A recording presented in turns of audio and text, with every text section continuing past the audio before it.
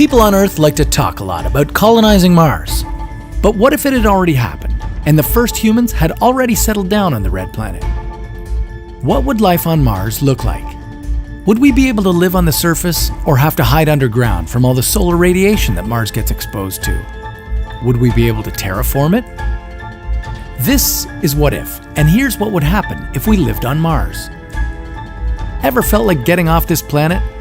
Well, consider Mars, fourth rock from the Sun.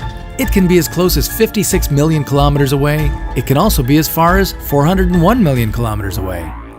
Even if you jumped into the fastest spacecraft ever launched from Earth, getting there would take anywhere from 40 days to 9.5 months, depending on the position of the planets. And after all that time spent in space, you'd finally see dry and lifeless Mars on the horizon. Would you be able to survive there? What would you need to survive on Mars anyway? First off, you'd have to figure out how to produce oxygen to breathe. The Martian atmosphere is very thin, and it's 95% carbon dioxide. You wouldn't be able to just bring the oxygen you need to survive, but you could extract it from the carbon dioxide with machines like NASA's MOXIE. Not only would that provide you and other Martian settlers with breathable air, but also supply you with liquid oxygen propellant. That's the stuff you'd need to lift a rocket off Mars, in case you decide to return to Earth. There's no fertile soil on Mars to grow food in. Instead, you'd use hydroponics, cultivating your crops in a mineral and nutrient solution. No soil required. Of course, without running water on the surface, your colony would only be able to grow 20% of the food you'd need.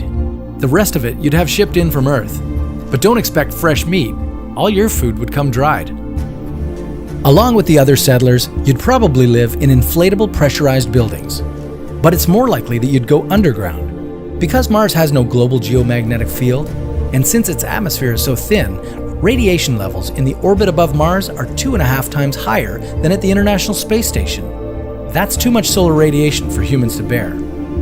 Forget about sun tanning, the sun would appear just half as big as it does from Earth. And if you want to go outside and return alive, you'd need a spacesuit to make up for the near-absent atmospheric pressure and to block radiation. Your suit would also keep you warm, which is important because temperatures on Mars are very low.